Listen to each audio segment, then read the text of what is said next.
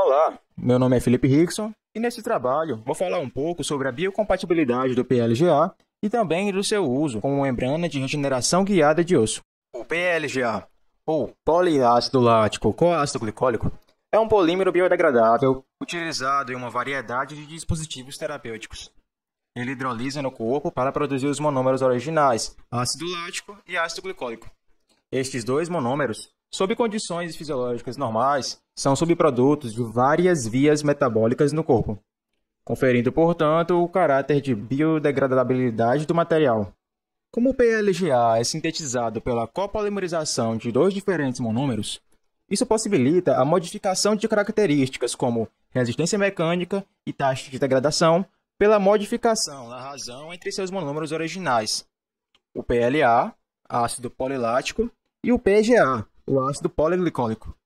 Como o PLA é mais hidrofóbico do que o PGA, o PLGA torna-se mais hidrofóbico quando há uma presença maior do lactídeo, absorvendo menos água e degradando mais lentamente.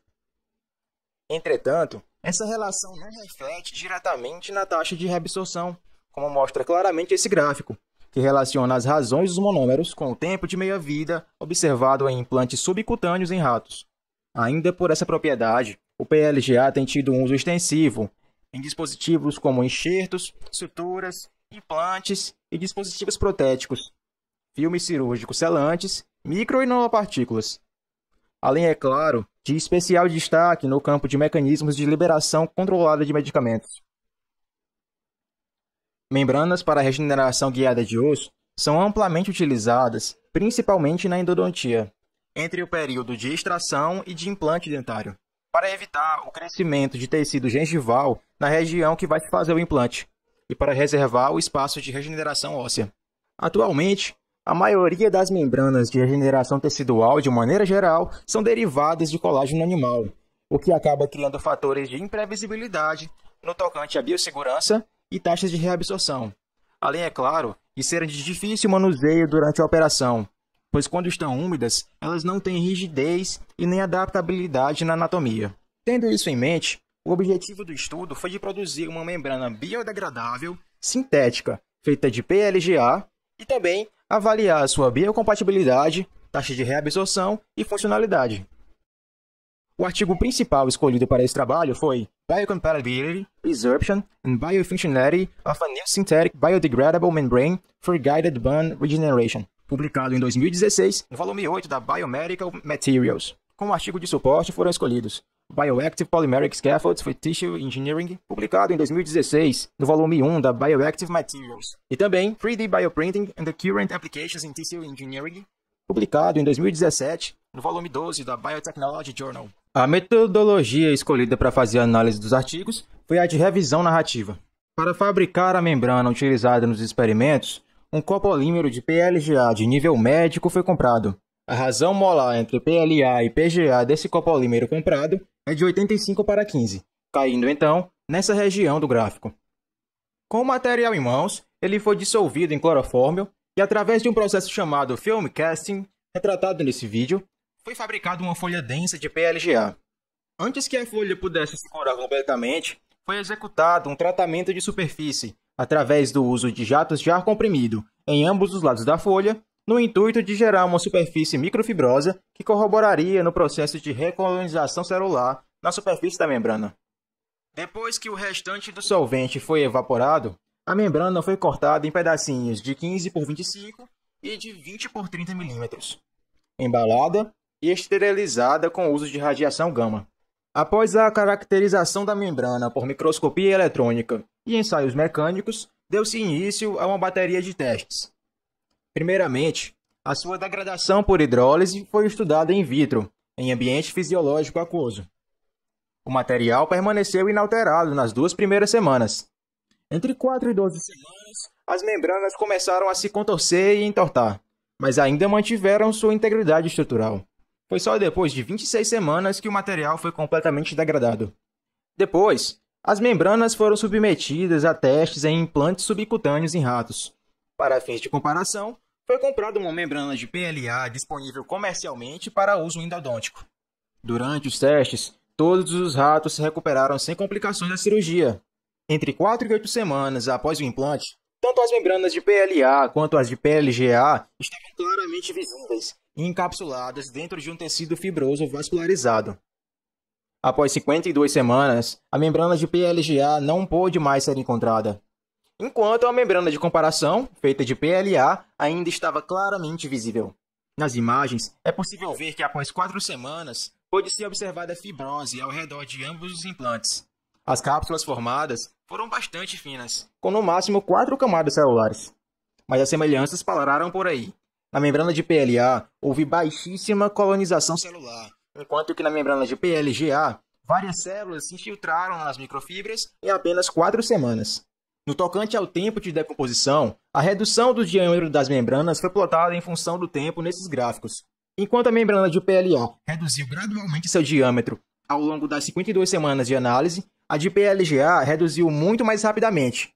E de um grupo de 6 membranas analisadas, apenas 4 puderam ser recuperadas após 26 semanas. Esses resultados, portanto, foram condizentes com as observações feitas in vitro.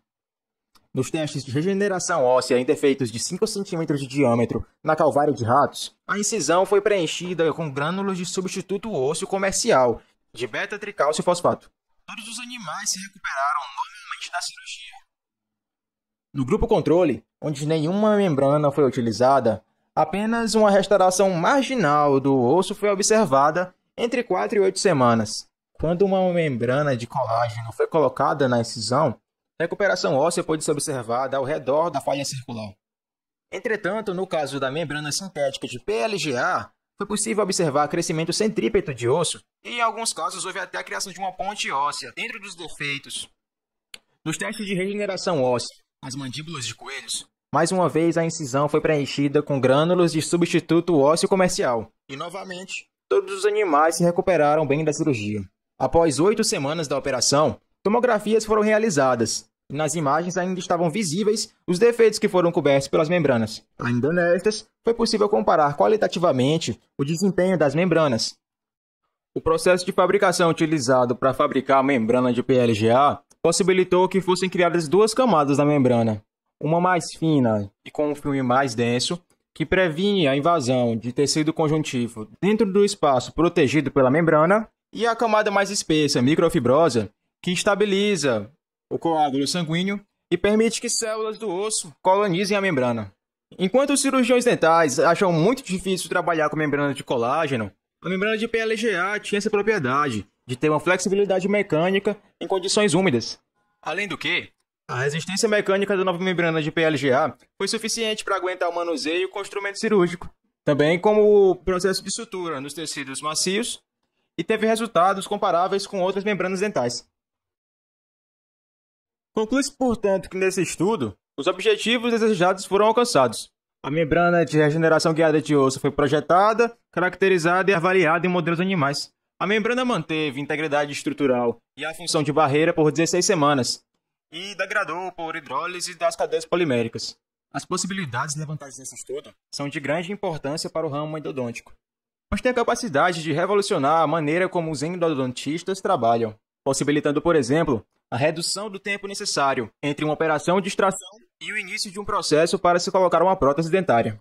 A sequência experimental que o autor utilizou para validar o dispositivo desenvolvido foi bastante interessante e seguiu uma ordem partindo do in vitro até uma aplicação muito similar à aplicação desejada do material, que era o uso endodôntico.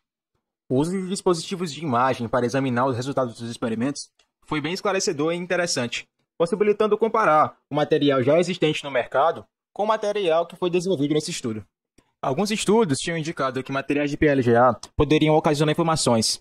Entretanto, nesses estudos, placas ósseas e parafusos feitos de PLGA de altíssima massa molecular e ácido polilático cristalinizado foram utilizados para a fixação de fraturas no osso zigomático e no tornozelo.